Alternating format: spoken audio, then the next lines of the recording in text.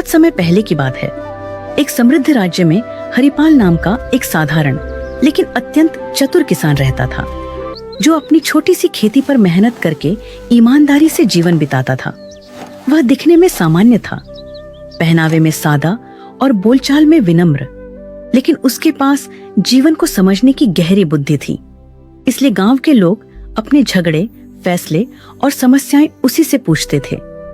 उसी राज्य के राजा वीरसेन न्यायप्रिय और विद्वान थे, पर उनके मन में एक चिंता थी कि आजकल लोग केवल किताबों का ज्ञान दिखाते हैं, जबकि सच्ची बुद्धि बहुत कम लोगों में होती है।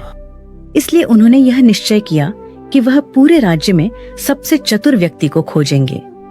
राजा ने घोषणा करवाई कि जो व्यक्ति उनकी परीक्षा में सफल होगा, उसे सम्मान और पुरस्कार मिलेगा। बड़े बड़े विद्वान, व्यापारी और चालाक लोग राजधानी पहुंचे, पर हरिपाल शुरू में नहीं गया, क्योंकि उसे न इनाम का लालच था और न दरबार की चाह। लेकिन गांव वालों के आग्रह पर वह साधारण वस्त्र पहनकर राजा के सामने उपस्थित हुआ।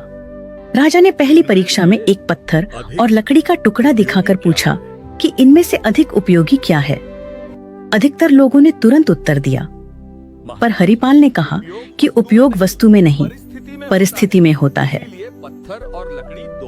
यह उत्तर सुनकर राजा प्रभावित हुए।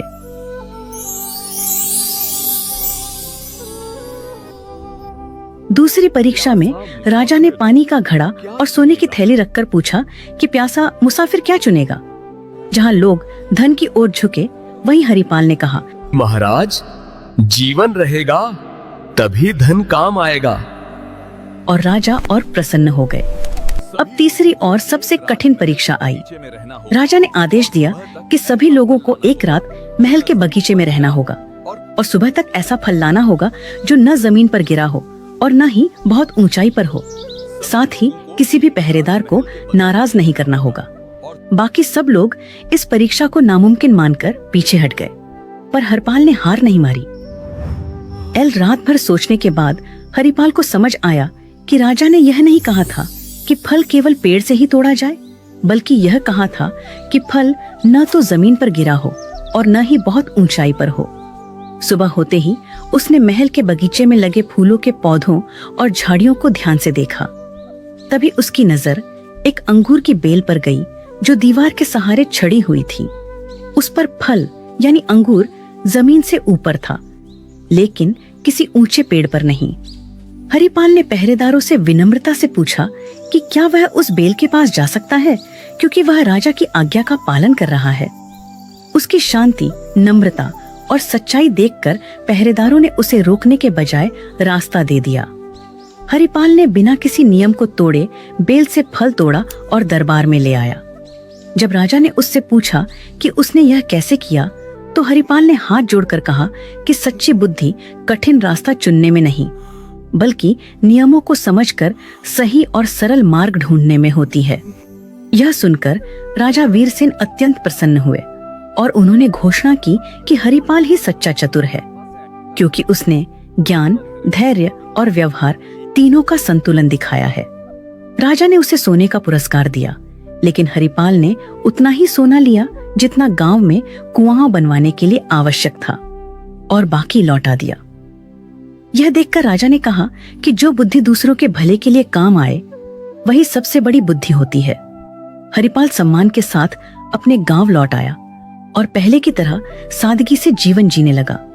लेकिन उसकी कहानी पूरे राज्य में फैल गई और लोगों ने समझ लिया कि सच्ची चतुराई दिखावे में नहीं, बल्कि सही सोच और सही आचरण में होती है।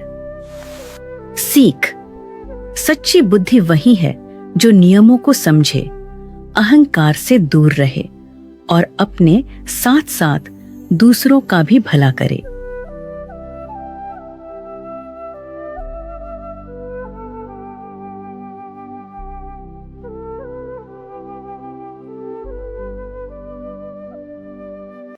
वह वापस घर की तरफ नहीं लौटता, बल्कि आगे पीछे गांव के कुछ लोगों से काम का पता करता रहा, लेकिन किसी के पास भी कोई काम नहीं मिला। अपने गांव में तो मुझे कोई भी काम नहीं मिल रहा और बाहर किसी दूर के गांव में मैं काम नहीं कर सकता। मेरी बीमार बेटी घर पर है मुझे जल्दी घर भी आना होता है। मैं क्या करूं? अभी रात होने में भी समय है। मैं और किसी से काम का पता करता हूं। शायद कहीं कोई मजदूरी ही मिल जाए ताकि मैं अपनी बेटी के लिए दवाइयां और खाने पीने की चीजें ले सकूं। एकदम किस्मत मुझे किस मोड़ पर ले आई है, न जाने भगवान की क्या मर्जी है। रघु काम की तलाश में भटकता रहा, लेकिन उसे कोई काम नहीं मिला। वह रात को मायूस होकर घर की तरफ लौटा। घर पहुंचते ही उसकी बेटी ने पूछा, पिताजी क्या हुआ, आपको कोई काम मिला या नहीं? नहीं बेटी, सुबह से शाम तक काम की तलाश करता रहा, लेकिन किसी ने भी काम नहीं दिया। लेकिन तुम चिंता मत करो, मैं कल फिर से काम का पता करूंगा।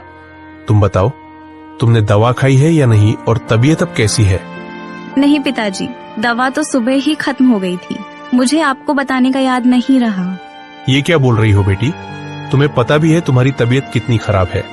दवा के बिना तुम्हारा गुजारा नहीं है। फिर तुमने मुझे बताया क्यों नहीं? मैं जैसे ही पैसे करूं तुम्हारे लिए दवा लेकर आता हूं।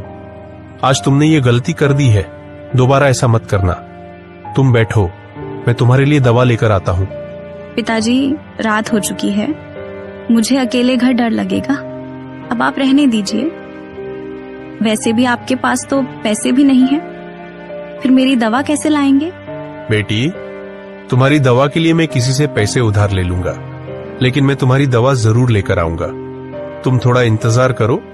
नहीं पिताजी, आप रहने दीजिए, सुबह ले आएंगे। मेरी तबीयत अब कुछ बेहतर है।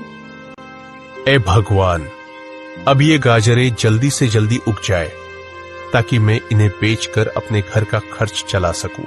रघु खेत पर काम करके जब घर गया तो उसने देखा कि उसकी बेटी जमीन पर गिरी हुई थी। रघु ने जल्दी से बेटी को उठाया, चारपाई पर लिटाया और उसके मुंह पर पानी डाला। बेटी उठो, क्या हुआ तुमको? देखो मैं आ गया हूं, जल्दी आंखें खोलो। कुछ देर तक बेटी ने आंखें खोली। रघु को भी समझ आ चुकी थी कि एक दिन दवा न लेने की वजह से उसकी बेटी की यह हालत हुई है। मुझे जैसे भी करके अपनी बेटी के लिए दवा लानी होगी। मेरे पास जीने का एक ही सहारा है। अगर इसे भी कुछ हो गया तो मैं तो जीते जी मर जाऊंगा। मैं आज ही दवा लेकर आऊंगा। बेटी, तुम अपना ख्याल रखो, मैं तुम्हारे लिए दवा लेकर आता हूं। और हां, बिल्कुल भी उठना नहीं, मैं थोड़ी ही देर में आ जाऊंगा। अपना ख्याल रखना। रघु सीधे अपने एक दोस्त के पास गया जो दूसरे गांव के जमींदार का नौकर था। दूसरे गांव का जमींदार लोगों को सूद पर पैसे देता था। रघु सीधे उसके पास गया और जाकर बोला, अर्जुन भाई, मुझे पैसों की बहुत सख्त जरूरत है। मेरी बेटी के लिए दवा लेनी है। मुझे अपने मालिक से कुछ रकम सूद पर उधार दिला दो। तुम्हारी बहुत मेहरबानी होगी। रघु, मैं तुम्हें पैसे तो दिला दूंगा, लेकिन मेरा मालिक बहुत खतरनाक आदमी है और वह सूद भी बहुत ज्यादा लेता है। अगर तुम समय पर पैसे नहीं दे सके तो वह तुम्हारे साथ अच्छा व्यवहार नहीं करेगा, बल्कि तुम्हारा खेत रख लेगा। अच्छी तरह सोच समझ लो। अगर तुम वादा करो कि समय पर पैसे लौटा दोगे तो मैं तुम्हें कम सूद पर रकम दिला दूंगा, लेकिन फिर समय पर पैसे चुकाने होंगे। अर्जुन भाई, मैं समय पर रकम अदा कर दूंगा। मुझे बस 3 महीने का समय चाहिए। मैंने अपने खेत में गाजरें लगा दी है। जैसे ही वे उगेंगी मैं सारी गाजरें बेचकर पैसे लौटा दूंगा।